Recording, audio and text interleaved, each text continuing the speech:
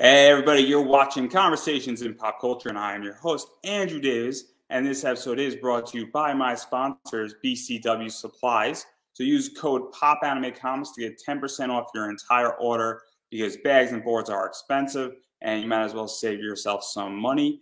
Also, I do have a t-shirt that is up on Redbubble. It is making fun of Gundam, Fallout, the most interesting man in the world, and the greatest place to eat, which is Taco Bell. So you could buy this shirt right now. It's available in 16 different colors, and you can get a bunch of different things, including an ultra cool mini skirt, because we all need one of those with this logo on it. So go get yourself a mini skirt with Amuro Ray's face on it, eating a taco, guys. And all the money that is raised from this shirt does support this show. So go buy your mini skirt or your t-shirt or your long shirt or your sweatshirt with his face on it. Because, well, who doesn't want Amuro Ray eating a taco? But enough with my sponsors here, because I do not want to bore everybody. And I do want to talk to my guest, who is Todd Matthy. So welcome to the show, man, because I've been wanting to do this for a while. Oh, thanks. Well, thank you for having me, Andrew. Yeah, no, I am very, very excited. And obviously, you are fully funded on your Kickstarter, and I think you have less than 48 hours left. And Yep. your Kickstarter is The Cycle. And before we really get into the comic, for those who have not backed it, what is the basic premise for everybody hearing about it for the first time? A heartbroken wrestler makes a deal with the god of war and gets the ability to manipulate emotions, and winds up being able, and thanks to social media, TV, and everything, and the internet, creates a cult-like group of people that tend to get a little aggressive, and it all comes down, you know, and it all comes and boils to a head. Well, it definitely sounds like Monday Night Raw here, so clearly. So obviously we're going to dive into the story in a second here, but where did this idea come from? Because I love wrestling, and I don't love war. I want to make that crystal clear. I think war is very bad. But I do love wrestling, and you have combined two very interesting topics together. Obviously, mythology, and I think it's the Romans who did the planets, if I'm correct. Yes. Or was it the Greeks? It was the Romans, right? And so obviously that's in there. And I know a little bit about that, but I'm sure you know a lot more than me. So where did all this come from? Because you've combined a bunch of things that people know, but they don't know them all together mixed into one idea. Well, it started actually with an image kind of in my head. I was driving to my job one day over in New Rochelle at the time, and I was listening to Orgasmatron by Motorhead. And if Well, you were you listen to playing the game? Were you playing the game? no, I was not playing. There's a game. The game. It's all about the game, and now we're playing. No, the song was. I've heard it obviously, but I was thinking, and all of a sudden, this image came into my head, and I was going through a little bit of a personal thing at the time, and all of a sudden, and it was getting to me, and all of a sudden, this image of when you hear the line, your bones will stud my palaces, your eyes will stud my crown, for I am Mars, the god of war, and I will cut you down. And I pictured, this guy coming out to it with like legions, and he's just like, and he goes to the ring, and the guy who he's up against is, and it's just like, oh god, the god of war is annihilating him, and he's just going, he's pounding on this guy. And I just was like, all right, maybe there's a story behind that. Maybe there's a way for me to process, something I was feeling at the time. And I just chose to do it through that. And as I started building it, you go to answer the questions of, why the guys do that with their motivations, how I was going to keep people, much like wrestling, we're building to several moments in this book, all of which will come together at the end. And once I had that set, the characters, I got to start making wrestling gimmicks, but then I started thinking about other things. One thing was that I started thinking about Sandman, and one of the things in Sandman and American Gods is that gods lose power when they're not worshipped. And I figure Mars could probably be kept. He's still in the public eye because we named a planet after him. Yes. So he can be kept alive. People are aware of him. And I figured, you know what? Who are the guys that, could, grab people's attention? Wrestlers. Who are guys that can get a fan base that, can manipulate emotions to the point where people will actually willingly go to jail to take a swing at, say, a bad guy wrestler for attacking their hero. Wrestlers. And it just made sense. And what's also good about wrestling is that people were just like, well, why isn't he an MMA fighter? And I'm just like, because MMA, you can have all this hype behind you, but that one punch, you're out and your momentum's gone. With wrestling, you can manipulate it and you can keep it going for a while. I mean, look how over Steve Austin got. Goldberg. I mean, Cody Rhodes. Yeah, let's even talk about that, because it's very interesting, because obviously Mars wants power and wants to build up his base in a lot of ways and continue to grow his power, even though he's the god of war and he wants more power so he can do more warlike things. And maybe there's an internal strife among the gods. And maybe there's something else going on in the background. And I'm going to leave it at that. Let everybody's mind percolate a little bit on that. And so he needs to find a way how to gain power. And then you have Jesse, who is really down on his luck. And you're a wrestling fan. I'm a wrestling fan. And we know stories of guys trying to climb up on the indies and being a jobber and being stuck in that position. And also guys on the roster. Look at Drew McIntyre. He's a great example of that. I think he's the first guy who comes to my mind where he was very much a jobber in his last 2 years on his first run in WWE. He then went to the Indies, went to Impact, came back to WWE and became a superstar. And so obviously we all know that path.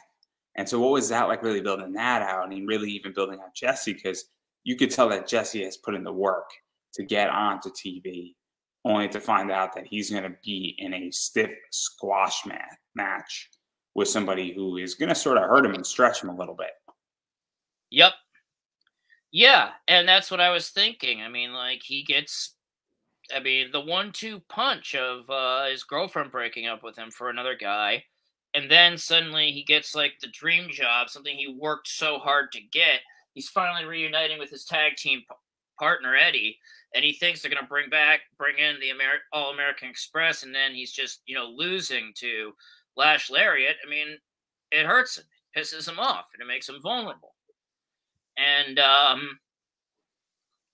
you'll learn exactly, how Mars found him in the book. That comes out. And we're going to spoil something, but I don't think it's much of a spoiler. Obviously, this is very much a deal with the devil type position, where Jesse winds up getting involved with Mars. Mars says, hey, I'm going to grant you this power to manipulate people's emotions. And, you're going to be able to almost create a cult-like following, which it's not mind control, but it's the idea that he's able to manipulate emotions. And so he could make, somebody hate the bad guy, or make him hate him, or make him love him, or make him love another person. And you're in front of a wrestling crowd. And obviously it's not a direct thing, but it's almost indirect, because if you're over in wrestling, you're obviously going to be booked in better spots. You're going to be booked in more powerful spots, whether Jesse is a good guy or a bad guy or a face or a heel, as it's called in wrestling. He's clearly going to be able to climb up the social wrestling ladder. And the deal for Mars that I'm presuming is that while Jesse has this power, Mars is going to gain power as well by Jesse basically controlling and getting all of the people watching him, which is then going to translate back to Mars and power. And so it's a very interesting thing because it takes the deal with the devil. But usually when somebody says, I'll make a deal with the devil where I'll give you half my life to be able to become a superstar athlete, but then I'll die when I'm 50, that's typically the deal with the devil. And this is similar, but it's not the deal with the devil because I don't think Mars is taking any life from Jesse at the No, he's moment. not taking anything from Jesse. You'll see how I mean, like, hopefully we'll get to how it all comes together, and what exactly Mars does, what he wants, and yeah, but like Because it raises a great question. Because this is where this gets fascinating: is that how far are you willing to go to get what you want? What are you willing to sacrifice personally, and also what are you willing to sacrifice that really isn't yours as well? Because I mean, Jesse's kind of being a selfish asshole on this one, where he's clearly sacrificing things that aren't his. No offense to your beloved character, man, but Jesse didn't exactly make the greatest decision here. I mean, he pretty much sacrificed a boatload of power and other people's natural emotions well, to advance his career. the thing with him is, and this is where, like, the interpretation might get a little foggy, is he can't make, like, people fall in love with him. What he basically can do is, when they're in an emotional moment and feeling anger, he can raise that up. He can lower it. He basically is controlling your serotonin. I believe that's a chemical. And so, like, if he's, say, if he's, like, getting, like when Ricky Morton used to get beat down, and, he'd be like, help me to the fans to get him to make the tag to Robert Gibson, how sometimes fans would jump the thing. Jesse can do that, but on a much different scale. It might be one fan, he can get a whole section of the arena ready to do that.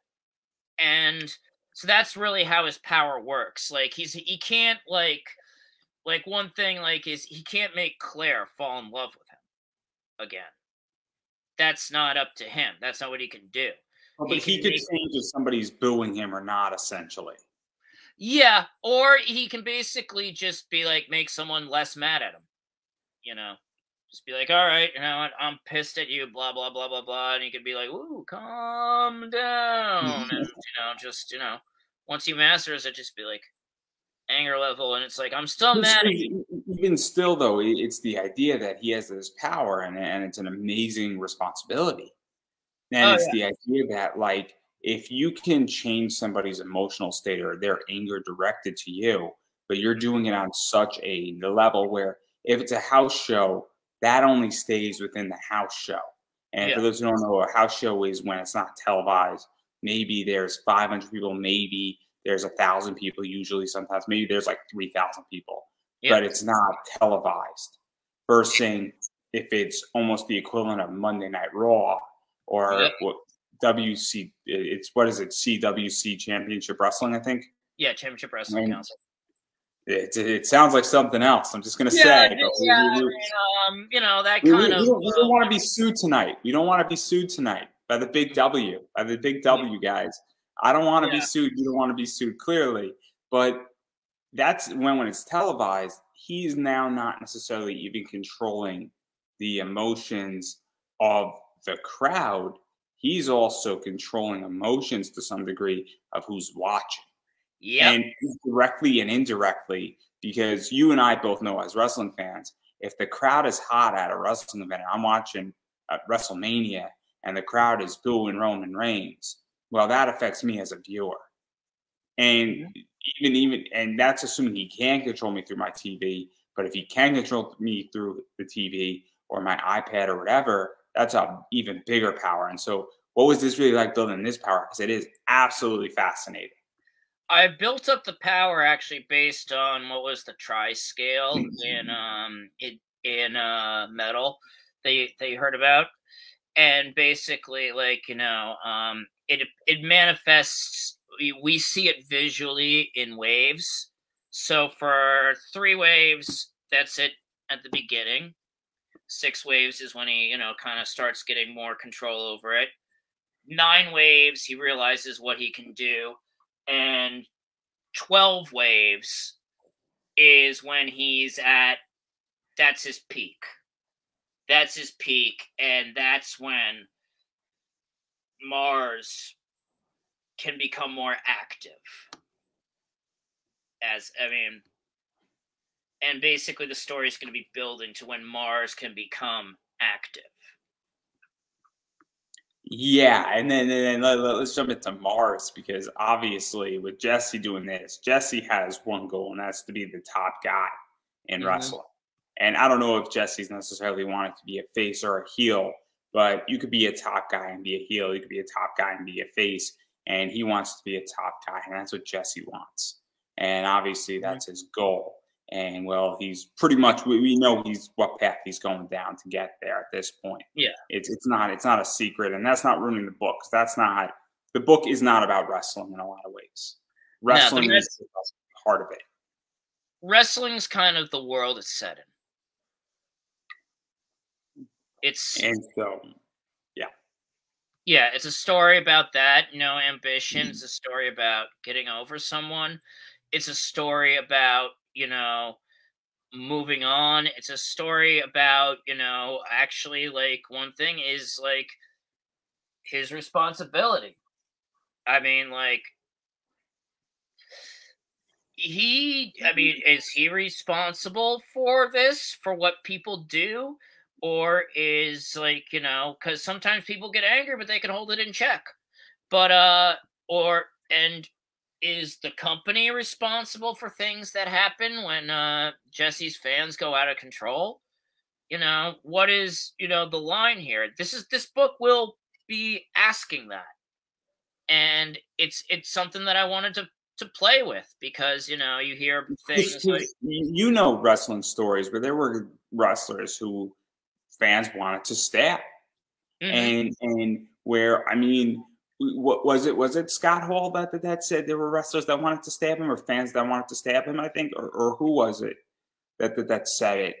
Because I um, forget it. Yeah, a fan pulled a gun on Michael Hayes.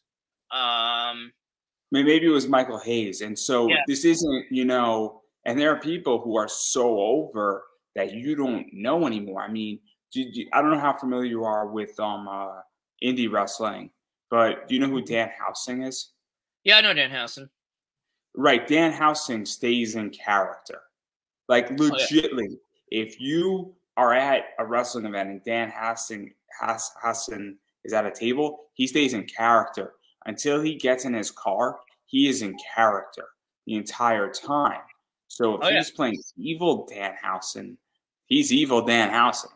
If he's playing nicer, local crazy Dan Housen, he's local crazy Dan Housen for a reason, and it's bizarre because I've been at shows where wrestlers, the second they're done with their match, they're like, "I'm the fuck out of here," and I don't really care. I'm not in character anymore. So it's a very interesting thing.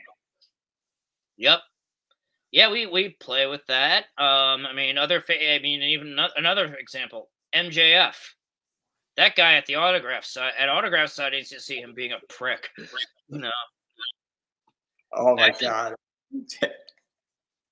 Lacey Evans was actually good at it too. I mean, like when she did that thing of her, like filming like the cop giving her a ticket, and everybody was like, "Oh my god, how could she be so?" Then found the cop was like, I think he was the one that came out and said, "No, we were doing a thing." I mean, he's like, "All right, I did pull her over, but then she asked me to do this," and I'm like, "Okay, you know, she could do it like in character, and you know, I mean, I have friends who are wrestlers, and when I'm at shows, they know that they yell at me, and I've had wrestlers yell at me like in my face at shows because they know I can take it like, oh, it's brilliant, it's absolutely brilliant, and Killian McMurphy was just on my show talking about Sonic the Hedgehog of all things, and super interesting guy. But he knows he could yell at me at a show.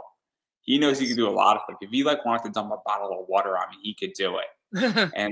And it would be funny, and people would be appalled, and it would be brilliant. And then I would probably be removed out. I would be laughing, he would be laughing. It would be brilliant. And Gia Scott's another one where I said, like, if I ever go to a show, she's just flip off my hat, and because she plays a heel, and I said, like, if you flipped off my hat or smacked me as the champion, it would be so brilliant. That would be cool. Oh, it would be insane, just randomly smacking somebody. Oh, it'd be great. And I told her to do it when I interviewed her. She's like, I don't know if I can do that. I said, just do it, and people will be shocked and appalled. We had a handshake at Dream. Hey, remember when Sasha stole little Izzy's bow? I mean, that was great.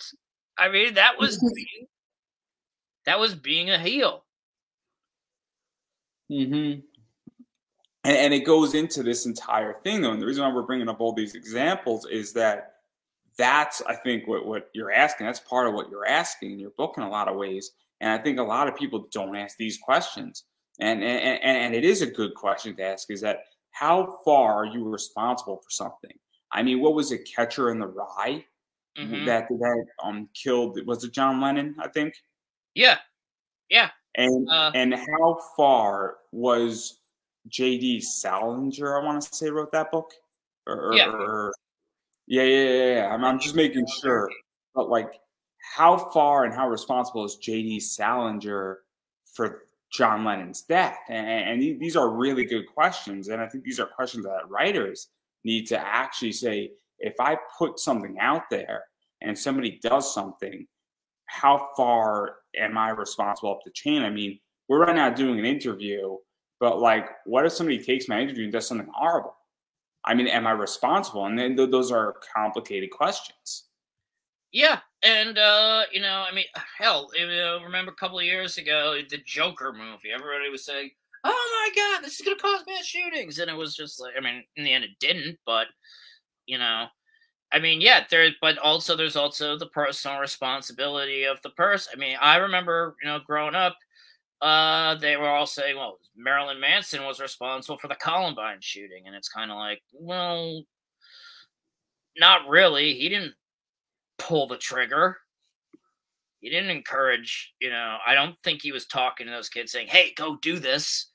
I mean, if they, heard something kind of like, Manson with Helter Skelter, or Mark David Chapman and Jodie Foster.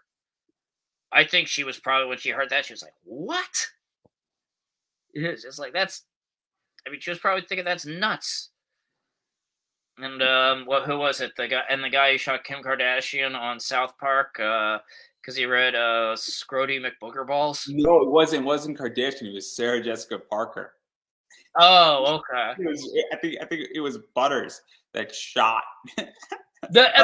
Is that the same episode? No, because I remember with that episode, they wrote the book, and then they made Butters the patsy, but the parents were like, "Whoa, this is actually good," and it becomes a bestseller. And it's a great episode. It's a great episode. They have Morgan Freeman reading it. Oh, it's brilliant! It's so brilliant. Oh, it's vile. It's disgusting, but it's good. Nobody can get through it without puking through every single chapter. Oh, it's brilliant. It's such a good episode, and it's hilarious in so many ways. But it's such a step out about the entire comic you wrote. Clearly, this is how every single show goes now, guys. This is season 3 of the show here. We start off with wrestling. We talk about power to manipulate people, and then we wind up on South Park. Yeah, talking about Scrody McBoogerballs. Great episode. Great episode. Yeah. And it's only gone up from there, guys. It's only gone up. Yeah. The COVID special was brilliant. It was brilliant in so many ways. Rabbi Cartman is the funniest thing ever. Oh, I haven't seen that yet. I don't have Paramount Plus, so I'm gonna get it. It's just buy Paramount Plus for a month and just watch the COVID special. It's brilliant. It's worth like the $10 for Paramount Plus. All right. Or you could buy Netflix stock. It's really the same price right now. But getting back to this, because obviously the other side of the deal is Mars. And what's super interesting about the other side of this is that, well, Mars is obviously involved in some conflict, or is anticipating a conflict among gods or among demigods or whatever other creatures are not gods or godlike in the Roman realm of mythology, I guess. Mm-hmm. And so Mars almost needs a patsy, and he needs a power source generator. And who's to say this is the only one Mars has? There could be others. There could be others. And obviously, what is that like? Because there really are two stories going on in this book. There's the top story, which is probably more God oriented, and something's going on between the gods. And then there's this wrestling stuff that's going on with Earth, and then the power that is the manipulation obviously is, I guess, an energy transfer to Mars. If that makes any sense. Yeah, I guess that's sort of how it works. Actually, probably summed up more eloquently than I probably could at the I mean, I could use cryptocurrency terms if you would like. I could use liquidity pool as a substitute. But there's actually also a third story, which is Claire's story. And basically, how could I forget Claire? Yeah. What a bad host I am here. How could I forget Claire? I mean, but there's like her having to see, like, her old boyfriend now is suddenly taking over the world, and so to speak, and by nature of her job, she's kind of going to be put into a situation where she has to encounter him. And meanwhile, her boyfriend is not is the guy she left Jesse for. Kind of thinks wrestling's kind of a joke. He kind of, like, in a scene that may or may not happen, depending on if we're backed, kind of makes fun of Jesse, and when he watches him on TV. Now what happens if you read? Now what's going to happen? Because one thing we established, when those two eventually meet, and Claire realizes, oh, we all know what's going to happen, Todd. We all know. Between Jesse and him, Jesse couldn't win. Even without Mars's things, Jesse will win. Because Jesse, one thing that I guess one of the things I want to tell everyone about Jesse is that he's the type of guy who stands up for wrestling. He's the type of guy where if somebody tells you, "Oh yeah, you do that fake stuff on TV," he'll punch you out. He'll be like, "You want to see how fake it is?" and trap you in the sugar lock and stretch you till your eyeballs, like the blood vessels in your eyeballs pop, and just be like, "Yeah, that's how fake it is." What actually Bill Watts and Eddie Graham used to tell their wrestlers to do. Or they're like, "We don't care if you get into a fight, but if you lose, you're fired." Because it really raises interesting questions, because it's the idea that all this stuff is interconnected. And obviously what Jesse does is, if Jesse just stops using his power, goes into solitary confinement, well, Mars, I don't think, is going to lose all the power that essentially Jesse created, but he's not going to gain new power from Jesse in that circumstance if Jesse figures out a way how to stop. And that's a fascinating storyline for Jesse, where it's kind of like, okay, he wants the glory and a career and probably making a lot of money, a lot of power. He wants all the fun toys that come with power. And he also wants to make wrestling great again, for lack of a better word. Nothing politically and no politically intended. He wants to make wrestling good, right? Yeah, he wants it to be big, and I mean, because he wants to headline the big show at a certain stadium that in that's gonna happen. And also, he wants the product that, because if you're the type of guy that stands up for wrestling, you Mhm. want the best wrestling product on the planet, and you want to be the guy responsible for it. You Mhm. know, and I'll give an idea. There's no way John Cena is like, I want WWE to be the best product on the planet because I'm main eventing it and I'm carrying this company across the finish line every single week. You don't think that's not an ego boost for Cena? Of No, course of it is. course. Roman Reigns is the same way, where whether you think it every day or not, Roman Reigns is like, I'm carrying this company and I am going to be carrying this company for the next 6 years. And I'm not carrying this company across the finish line. I am the finish line. And that's a big difference. And it's an ego thing. And so that's what Jesse is in a lot of ways too. And so it's fascinating with his story because now you have power. And he's maybe taking over the world and giving a god an unfair advantage in another position, but he's also making wrestling better. Yep. Or at least that's what it seems like he wants to do. And but it's the idea is how better is he going to make it, or is he going to become Roman Reigns and carry the belt for like 50 years? Well, we'll see. We'll see. We'll see what happens. It's all gonna. And It all comes together. Each of these pieces all comes together.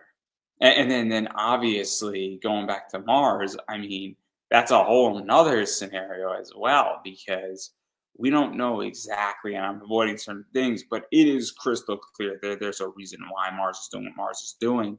And then that creates another position because we've seen stories, and I've read stories where the gods grant power down to Earth. And then they all grant power to somebody and champion a human, and it's basically who controls the god realm for the next 100 years.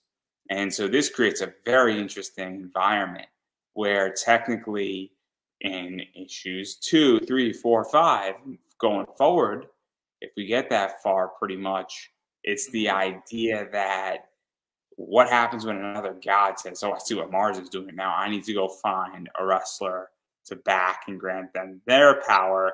And now Jesse has an opponent, and now we have an actual wrestling storyline that's running parallel to a proxy war with gods. And then now we have other factors that are in play. And then, well, we have G Gundam with wrestling. Maybe. Who knows? But this is where we're going with this. This is why this is so interesting because I mean, that's a potential where the idea is that a fight is in the ring, a fight's outside the ring, and then there's a lot of other factors that are going into this, and it creates such an interesting playground. it, And it did. And yep, I had a great time with the playground because there's also gonna be maybe another factor. Don't think what's happening hasn't gone unnoticed by certain people. Getting noticed by maybe I'm people. sorry, I gotta go. Vince is calling. Um, Oh yeah, we have our own Vince in this book. It's gonna be. I had fun writing that guy, Mason Cern. I had fun writing him, and let's just say maybe a little governing bodies. So I don't want to push too far into the story because obviously I've already dropped enough seeds on what could happen, what couldn't happen, where things are going, and Mhm. obviously I just picked that up off of the Kickstarter. And I know how you write, so and some of this could happen, some of it cannot, but it's the potential that I think Yeah, everything I said is a possibility. I think is a fair thing, yeah. and maybe some of it's not, but what I am curious about is that obviously we have things that are like Roman mythology and Roman god stuff in there. We got wrestling, and wrestling is bigger than ever.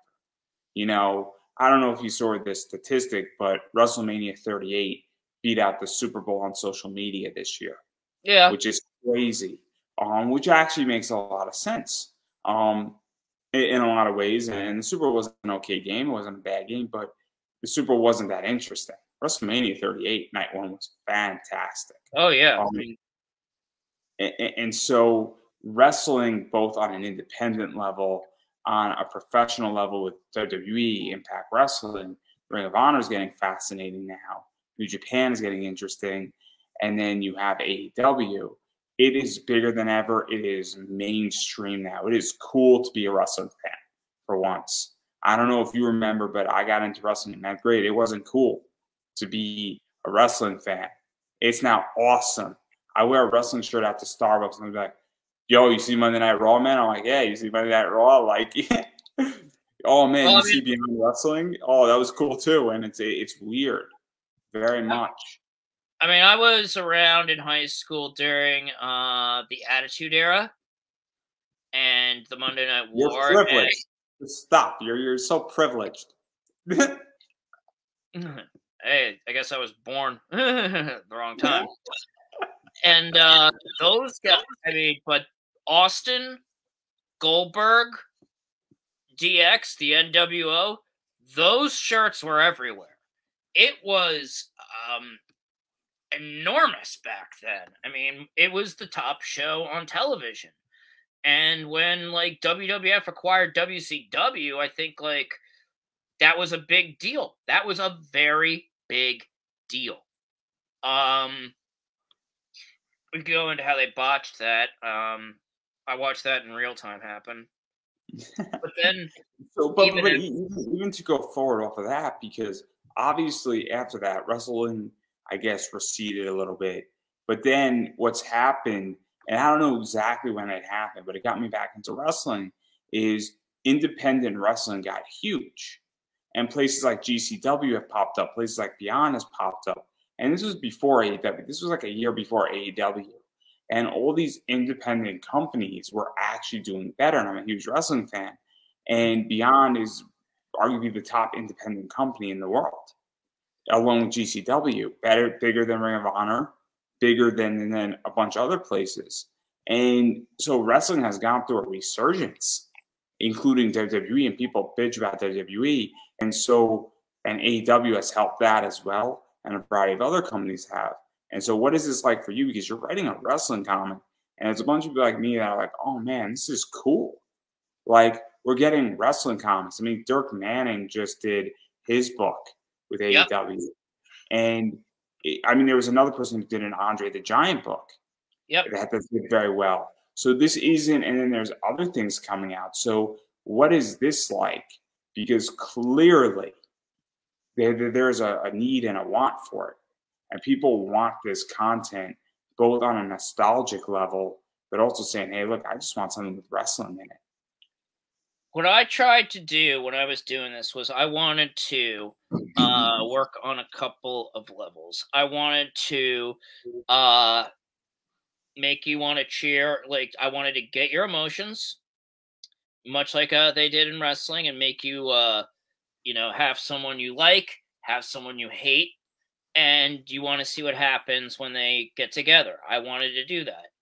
I wanted to show how they go behind the scenes and showed how they made things happen, how they go about putting together and making, and gaining heat. Okay. I wanted to um, also, when they have the wrestling scenes, really recreate the feeling that, I got when I was watching, when I watched, in the Attitude Era, when I watched in like at WrestleMania 5, when I because that's what got me into wrestling was the Mega Powers. And like I wanted to set up the banter between, the color commentator and the play-by-play guy. We have that on there. We will see the angles play out in the thing. I wanted to really do like, put everything I could into this book to make you like realize A, not only how awesome wrestling is, B, try to give you like the feeling of, a wrestling show, see, get behind the scenes stuff, but not be too like not be too inside baseball, and You then mean inside the ring? delve into the wrestlers and delve into people's personal lives and actually the toll this thing takes on people.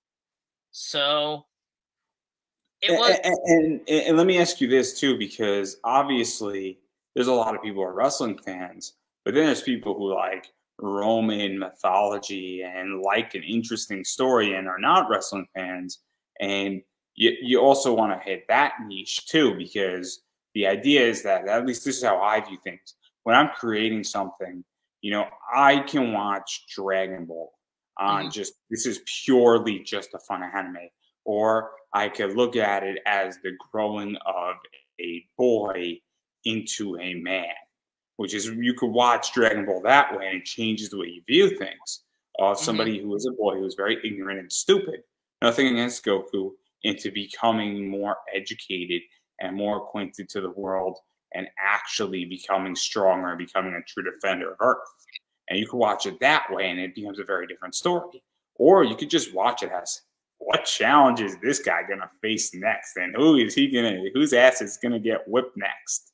You could watch it that way, and it's the idea that, depending on how you watch it and come into it, there's different levels, and your book has that, where you could read this thing as a pure wrestling fan and be like, we are watching wrestling with some superpowers attached to it, and this is a larger than life comic. Or you could read it as a fight for power.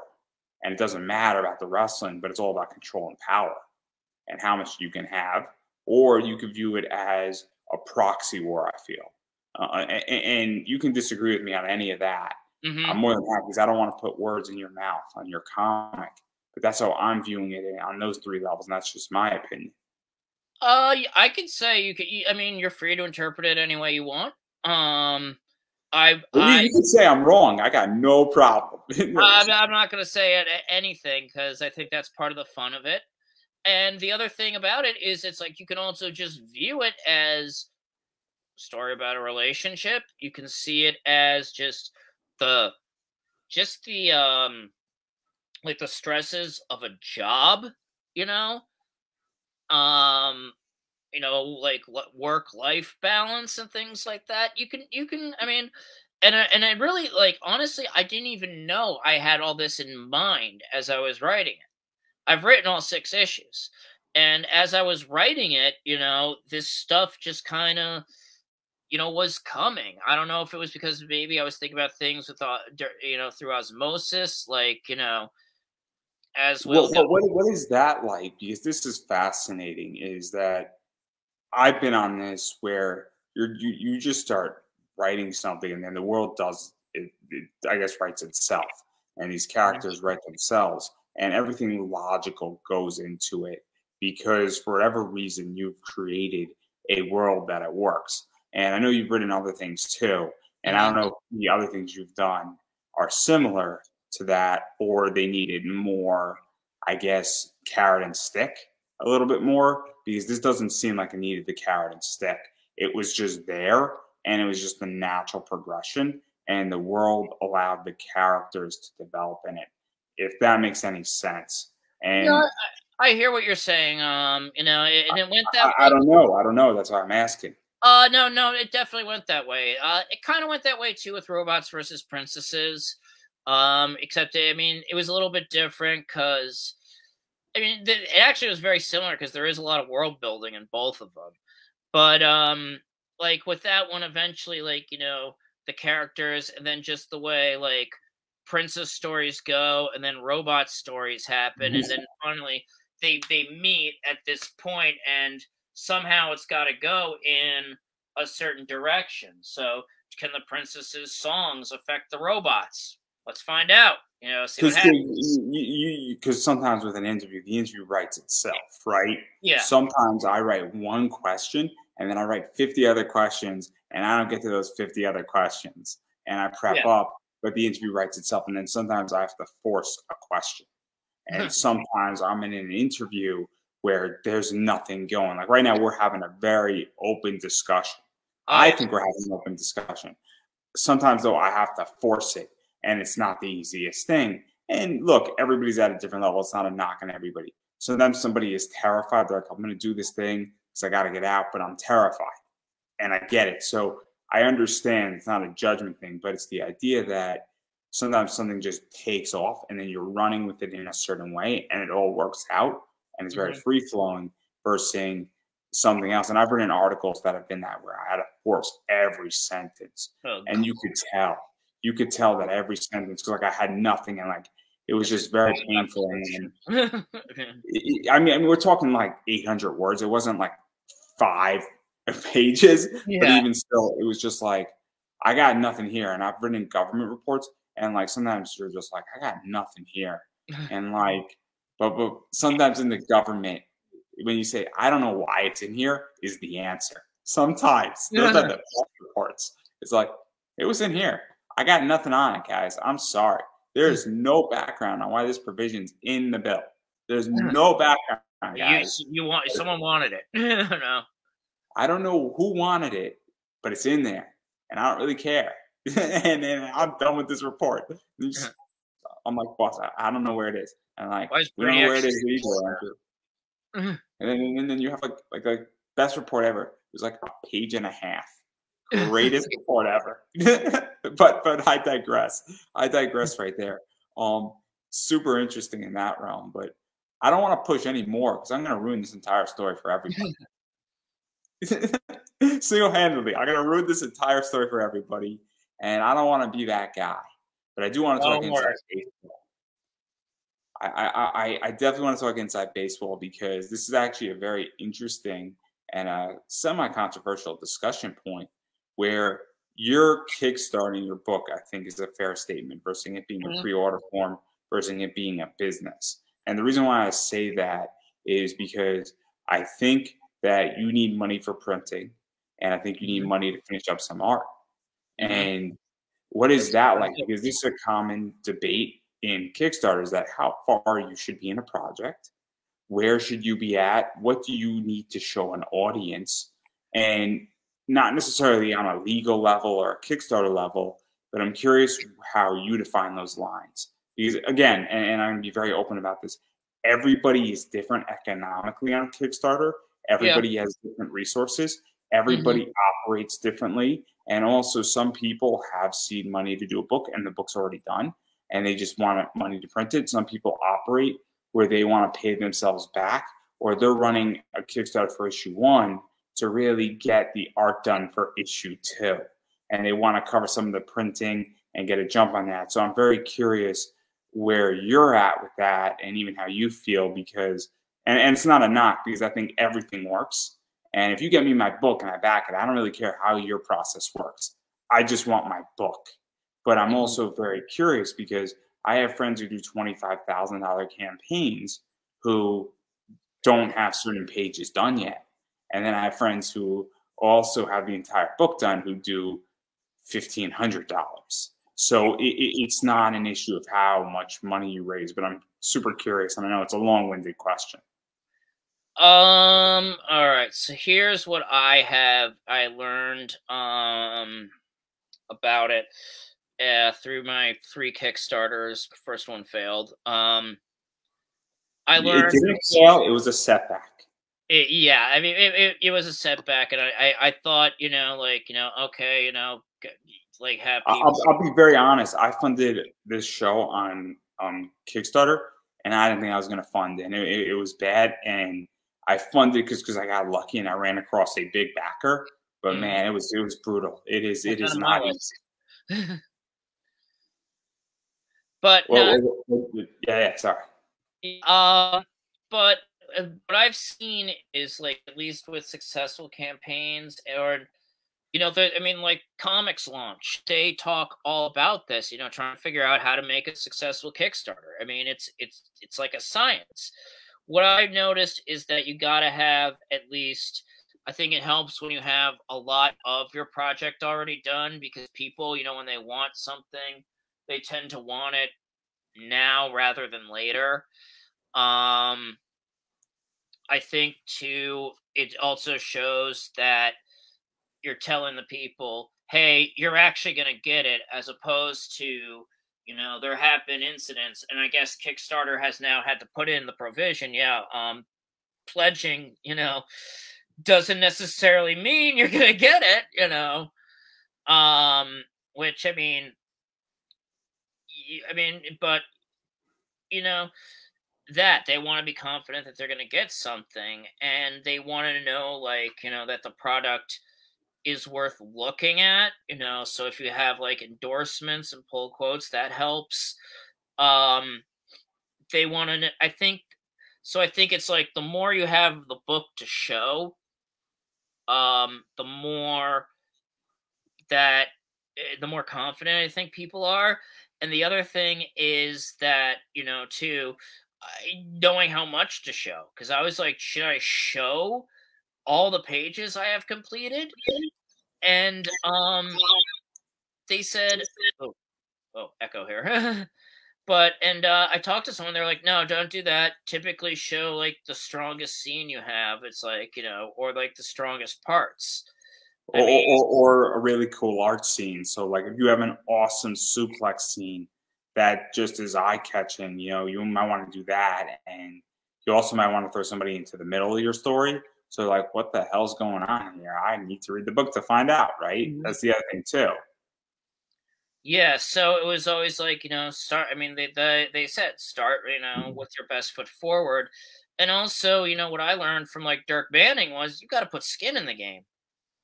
You got to realize, you know, maybe you are going to, um, with your rewards, need to, you know, maybe put some extra money in, you know, especially with the stretch goals, because, you know, those could keep going on and up. I mean, right now we're almost ready to, you know, have guitar picks for people. And So we, let's even table the stretch goals for 1 second, because I am very curious, because I've noticed some stuff, and you back a bunch of Kickstarters, and I do as well, where what I've noticed is the idea that with a bunch of people's Kickstarters, there's the whole move to variants now. And look, Mhm, I'm a variant guy. I buy and sell variant comics. I deal with a lot of Zenescope books, and I make good money on it.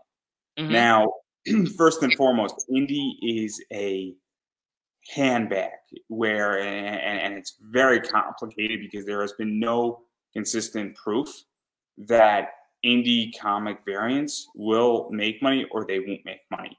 It is completely book by book, where I can tell you that a Paul Green on Zenescope 95% of the time is going to go for X price plus. Where I mhm, know that there's a particular book that the second I get it in a week from now, it's going to be on eBay for $60 to $70, and I can sell it all day for 65. I can tell you that hands down, and I mhm. can tell you that certain books are going to go for $75 within a year that costs 20. And I know every single book that does that, and I'm wrong sometimes because they're going for more money. Which it's better to be wrong if something's going for more money than Yeah, oh yeah, less. always. So I was actually wrong on that book by $75. It's going for 150 bucks. I'm so happy I was wrong on that.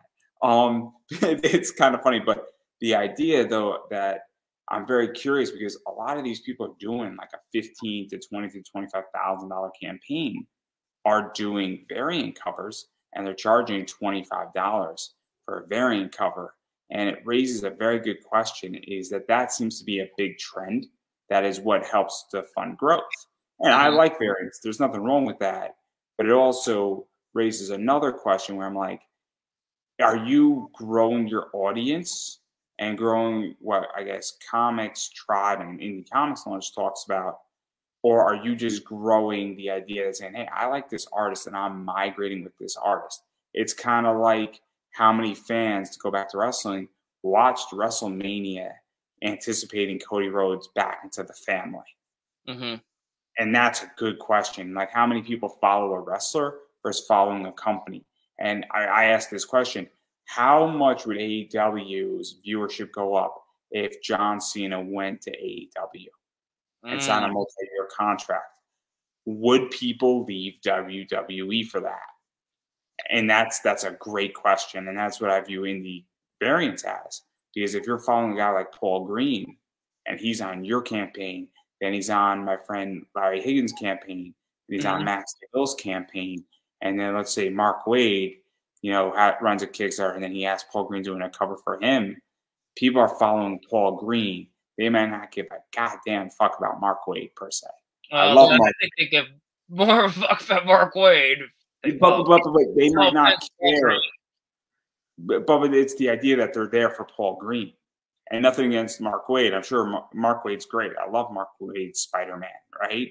601's a great book, and it's one of my favorite comic books of all time. But it's the idea that they might not be there for Mark Waid. They're there for Paul Green. And that's the point. So I'm very curious how you feel about that. Because, yeah.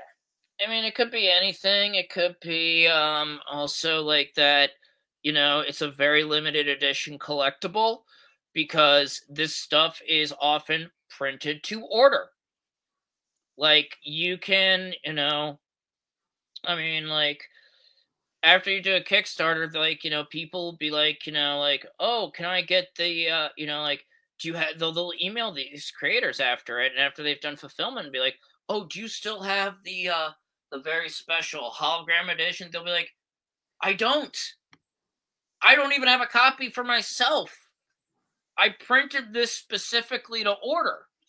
And the people who it was only for the people who backed the Kickstarter. So if you don't back, that's it. I don't have it. And you got to find someone who did. And I think that's, part of the appeal of the variant covers. It's just like, once this thing is gone, it's gone. Like, it's not, there won't be any more of these. I'm making beer koozies. Once I place my order, might not see them again.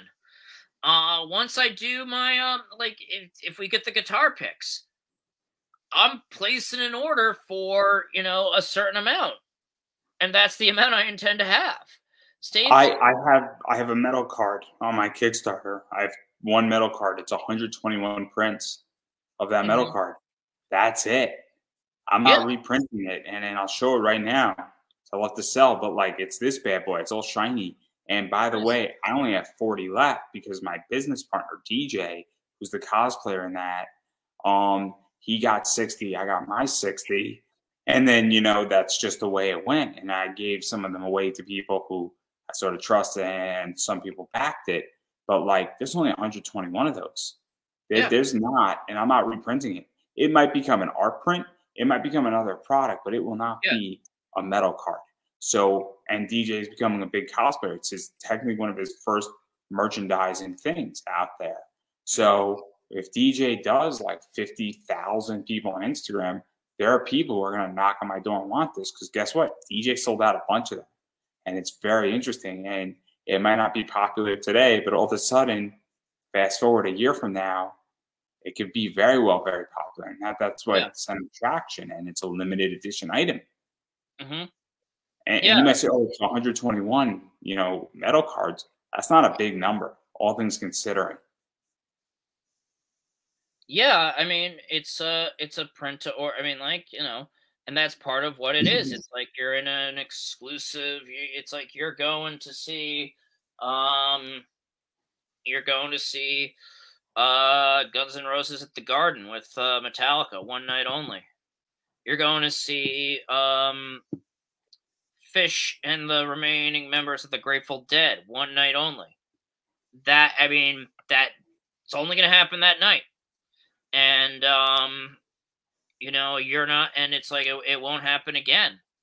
And it's only happening in your town, so it's like you better get on it, because other people are.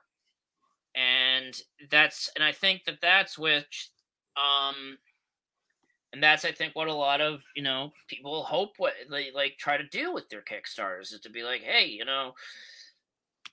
once it's gone, get in on this, Because usually somebody will print as many cover A's as needed and want. Where I know creators say, look, I'll go into a second, third, fourth printing, or I don't even do print runs where everything is a first edition for cover A. It's $10, and that's not the big issue. But I know creators, and I'm going to be launching a book, and there's 200 copies of one book, that I'm doing, and it's a hard limit. in which that it's not 250, it's not print to order. It is a hard limit for a reason. Yeah. Because I know that I'm going to sell out, and I have other distribution methods where I run an eBay store, and I'm purposely doing covers for my Kickstarter that I can then sell on my eBay store, which is how I feel creators need to think too, saying, look, I'll print 100 copies of said book. So it's not print to order for the people who backed it, but it's a set number, which I still think is fair, saying, look, I got 100 copies. I'm keeping 5 for myself. There's 95 available. You guys can all get the 95. We sell out all 95. I don't have to put them up on eBay. I'm happy because I don't have to list them on eBay, right? Like, yeah, exactly. But I will sell them on eBay because there are people who do not want to back a Kickstarter. Where I know people who said, I will not back what you want to do, but I want a metal card off of this.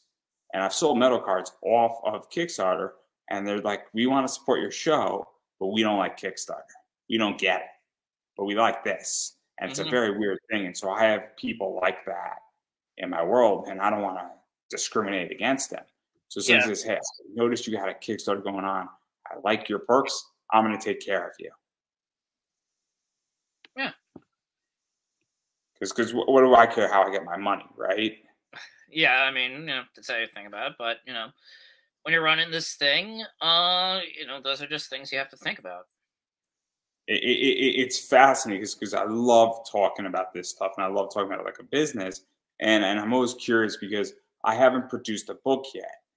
You know, I did my podcast, which is a very different beast, and obviously that's a whole different discussion. I speak enough about how that experience went, where it was both good and bad, and you find out how people feel about, you know, wanting to support your project, and you kind of raise questions to people, and people raise questions back to you. And I think in another few months from now, when I run again and they see my stats, they're gonna be like, oh, okay, I get it now. But I digress. It is very interesting because it definitely gave me a different perspective on what it actually means to run something versus backing it. And I think everybody who wants to do a comic or is a consumer should run a Kickstarter, whether it's successful or not, because it will change your perspective on what goes into funding a book. Oh yeah. Oh yeah. Oh yeah. So that's something that I encourage people. Doing it the hard way. Yeah, I mean, the first one you get your ass kicked, right? Mm-hmm. And I would make the argument, and feel free to correct me, even on this one. I think you're still getting your ass kicked because it takes a while to actually learn how to do all this. And supposedly you're supposed to get better and better with each one. Yeah, I'd say that. But I could tell you when I come back for a second or third time, man, there's a million things I'm going to do better. A million things I'm going to do better. And the quick version of the story is that I felt that I got rejected, and then I decided to re-approve it. I got approved like 3 days after Christmas, and then I was like, let me just launch on New Year's. And fuck it, I launched at 12:01 on New Year's. Oh God. And I got like $150 in like the first like 2 hours. All right. But I didn't have any prep time to set up any interviews or anything like that.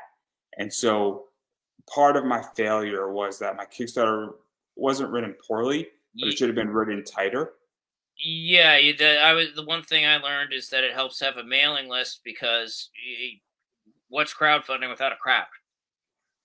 You need a crowd.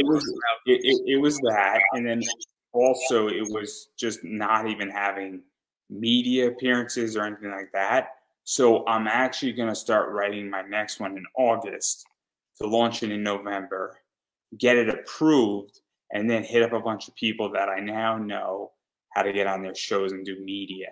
Because if I have 60 days to do media, then all of a sudden I'm on 30 shows, I could put something more in play. And that was the problem. And I felt that if I didn't do it and I didn't launch it in January, I would have never done it. And so I'm happy that I actually got into the game. And sometimes that's also something that I would recommend to people because people ask me, and I'm like, I'm not the guy, but even if you fail, sometimes you just got to get in the game a little bit. Because getting in the game it's kind of like if you get on base in a baseball game, anything could happen. Yeah. It might not be pretty, but anything could happen. But I digress right there. And I do want to back out of business stuff because I want to talk about rewards here. Uh-huh. So you got a digital copy, a physical copy, pretty much a digital copy of everything you got, pretty much a physical and digital copy, a physical copy of the book, and then a digital fun pack of everything you got. Yep. And then I don't know what order these are in. I think this is the regular cover, is it? That is the regular cover, yes. And then this is the one of the variants. Is this the Stephen C or is this the Stephen C? No, go back to the previous one. That is Steph C. Steph C, my bad. Yeah, she did she did a Green Lantern graphic novel with Jessica Cruz Green Lantern graphic novel. I saw her work at Comic-Con and I was just floored by it. I mean, this thing will make a great blacklight poster, I think, at some point. So yeah, I asked her to do this because there's stuff like just reminded me of like old heavy metal covers, and I was just like, all right, this is the one. I'm like, I gotta get her, and we talked. She told me her idea and what she wanted to do. I was just like, go do it, because she's an artist who I trust to do. I gave her the idea. I told her like what it was about, what was the theme, and she's the one I'm just like, just go do whatever you want. And then obviously this is the other variant. Yeah, that's Damian Torres's variant. He's done some work with Source Point. He's going to have something in an anthology I'm a part of called Tales from the Quarantine. He's a local guy by me, and I always liked his work, and we always wanted to do something together at some point. So I just said, hey, why don't you just come do this variant with me when you get the time? And he agreed to, and I'm like, all right, let's. And it is beautiful. I love how it turned out. It's what can I say? I mean, and then are these made to order, or do you have like a set number? Because this is always the question I have, is that if you're producing a book, do you order like 50 of them? Or because I know with Comics Wellspring, I don't know who you're using to print, you need to order at least 25. And most printers, you need to order at least 25, unless it's something like metals, where you could order like 10. And in some cases, you could order even less.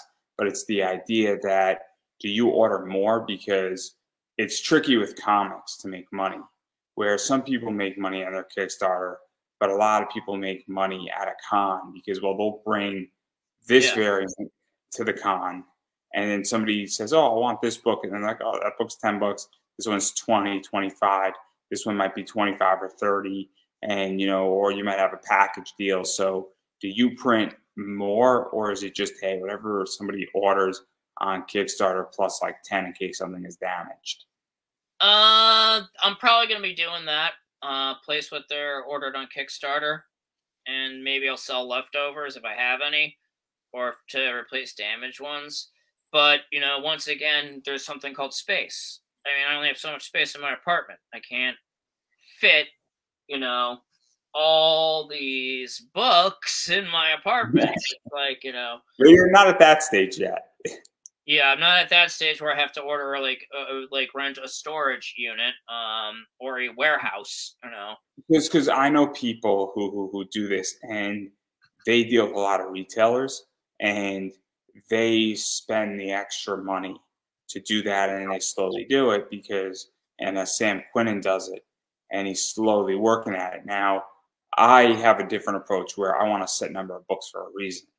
And then I want to go that route because there's a different philosophy where I want a set number, and I almost want to keep it at that number and grow the audience so that it becomes scarce. And I want to create scarcity in the market. So I want to grow my audience to have like legitimately 20,000 people and have 200 books. Because then what you do to counter the scarcity problem is that you don't increase the number of books you're printed, you increase your price. So you raise it from 30 to 35 and then to 35 to 40. Because what that does is that even makes it more valuable and will make you more money in the long run.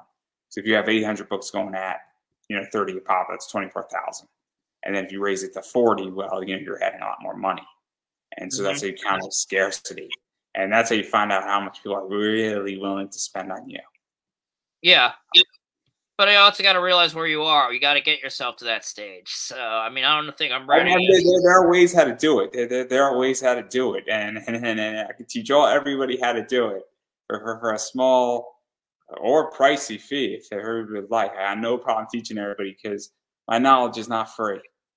I mean, hey, if you can do it, then do it. I say.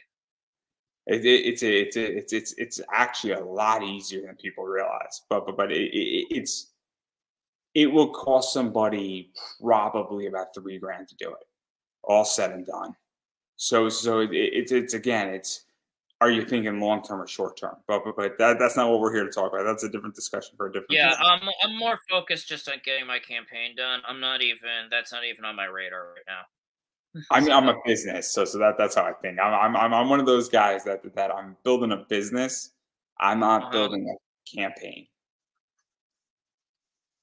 But I also come from eBay. That's the problem. Like I don't come from Kickstarter.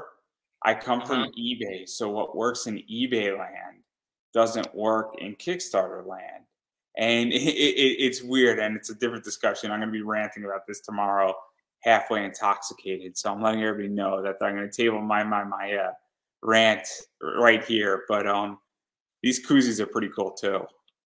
Okay. I wish I had one for tomorrow. Yeah, definitely. I figure, you know what, I realized something. A koozie is a great piece of merch to get, like at a concert.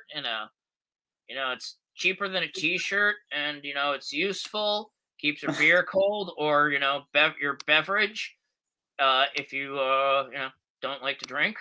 And it's yeah. I figured, you know what, you don't see very many people doing koozies, so I figured, hey, you know what, why not? Yeah, you know what it is nice. I like koozies. I like things like that. They're fun. I like also things like that, like a stretch goal. 'Cause that stuff just makes me fun and it's always useful. And I like a nice koozie, and I want my beer to be nice and cold on a hot summer day. You Yeah. get the lime and the Corona, and it's all good. Yeah. But I digress with that. And then also there's some character sketch stuff that can be done for people as well. Oh yeah, Jordan is doing that. So that will be, yeah, Jordan decided to do. Will be doing that, so he'll be drawing, people, however they want it to be drawn. Superhero, wrestler, the Pretty much anything, how anybody wants to be drawn, really. I mean, I think it's pretty open within reason. Okay, yeah. It is pretty. It is open. So. If somebody says, I just want to be drawn just standing up, just draw me standing up or draw me sitting down in a chair, I'm pretty sure Jordan will be open to that. Or, draw me with, a Batman shirt on, or somebody might have a logo of their character that they want drawn, or they say, hey, look, this is my character in my book. Would you draw it? Because people like that stuff too, Yeah. And so if you want to be a wrestler, he'll do it, and it's gonna be, that'll be something fun for people. And then you got some other cool stuff too, where you got a retail package, and every comic creator should have a retail package. The best thing on both an economic level and even just getting more eyes on the product is being in stores. It's very important, and I'm going to say this, where even if you're only making $5 on a retail package, being in a comic shop is extremely useful because people love comics, but there are people, as I was stating, who won't back a Kickstarter or an Indiegogo. They just don't want to do it. They don't feel comfortable, but they want to buy your book. And so being able to be in a store is great because you're getting eyes on your project and your comic, and somebody might be like, hey, this is really cool. I want this book. Who is this person? And, it's something that is extremely important. Also, let's be realistic here. During COVID, shops needed comics to sell, and they still do. Yeah, I agree.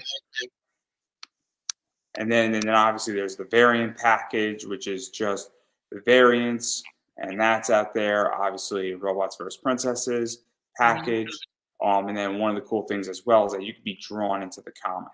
Yes, that's definitely one I really thought. They're And pushing hard, man, on that one. yeah, I mean, and you're going to be in the book. You're going to be in a crowd scene, and you're part of the audience. It's your ticket to the story. Oh So, man, I got an idea for your second issue. If uh-huh. somebody does that, you should print up tickets to like the event and throw it into it where their seat number is. Mm, That would be such a brilliant idea because now you're there. yeah. I don't think it would be that hard to do either. I think it'd be pretty. I don't think it would add much value, or you could raise it up by like $5. And oh man, that would be brilliant for like the seat number where they are. Oh, that would create an event, man. Oh, that'd be brilliant. I Feel think. free to steal that, by the way. Oh, I think I am. I am stealing that actually.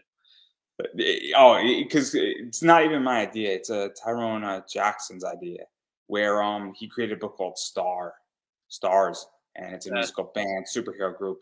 And on one of the things, like I think if you're drawn in, you have like a concert ticket because you're in the concert, and that's really cool, right? yeah. And I think everybody might have gotten a concert ticket now that I think about it. So now everybody who backed the book as a stretch goal got a concert ticket. So like it's almost your entry into the book. Oh, it's a brilliant book. It's a great book too. It's a fun one. It's like an all ages, but a little slightly adult, all Mhm. ages. Great. And then obviously the final thing is that you get a page from the book, and people love original art. Yeah. So that's something that's out there as well with all this stuff. So super fun stuff with that. Hmm. And now I think I tackled everything you got. You got some stretch goals too. I don't know what your stretch goals are, so you can tell me what those are. All right. Right now, we're about $10 away from unlock. When we hit our goal, everybody's getting a bumper sticker. We're about $10 away from getting a from the guitar picks. We're gonna get custom guitar picks with the Disciple logo on it. We are going to have if we hit 2,500, you are going to get 5 extra pages. We hit 2,750. Jordan is going to be doing a brand new special variant cover, and if we reach 3,000, you're going to get 10 extra pages. So overall, all in all, like we've anticipated our goals and what we'd like to do and priced them out, and so we're hoping we can hit that in the next couple of days. Yeah, and there's a lot of stuff going on, and obviously we're gonna try on my end at the very least to get you at least breaking one of those stretch goals. If not, trying to get you to break two. No guarantees, but obviously Yep, we're there's gonna try never. to aim for those 5 extra pages just to make you work harder. Yeah. Yeah, everybody, you're welcome. By the way, this is what we do on this show. We make people work harder. Uh, It's one of my lifelong goals. But I digress right there. That's the goal. I'm going to push it out in the next day or two, and hopefully we're going to find you some more backers because I think more people need to see this book. I think it's a fun book. Um, but I do want to back out of your campaign, and I have one more question before you. I give you the opportunity for self promotion here, and it's involving this book right here. So, who's your favorite? oh, I gotta go with Bailey. Love Alrighty then. love No Bailey. explanation needed. No explanation needed. And Uh-huh. on that note, I'm going to give you a chance for self promotion. So, where can people find you? Where can people find the Kickstarter? Where can people, after they hear this, because obviously it's going to be shot out, it's going to stay forever on the internet, it's going to be in podcast form eventually. So, obviously, when people listen to this beyond the Kickstarter, where could they find you and support you and check out your social media and anything else that you're doing? All right, you can find me, and you can sign up for my mailing list where I kind of where I serialize some comics that I do on my own just for fun at toddmathy.com. It's just my name with .com after it. TODDMATTHY.com. You can find me on Twitter at Todd C Matthy, and you can also find me on Instagram, which is at Todd Matthy, no space, and you can. I have an author page on Facebook that you can check out. Yeah, and I'm just gonna keep saying it. You got to support Hindi. I've been saying it for season 1, season 2. I'm gonna keep saying it for season 3. And the best way how to support Hindi comic creators and indie content creators is if they got a Kickstarter going on, pledge to the Kickstarter. $1 goes a long way. $5 goes a long way. And even if you're just backing, whether it's digital or physical books, every little bit helps because you never know when that's gonna help.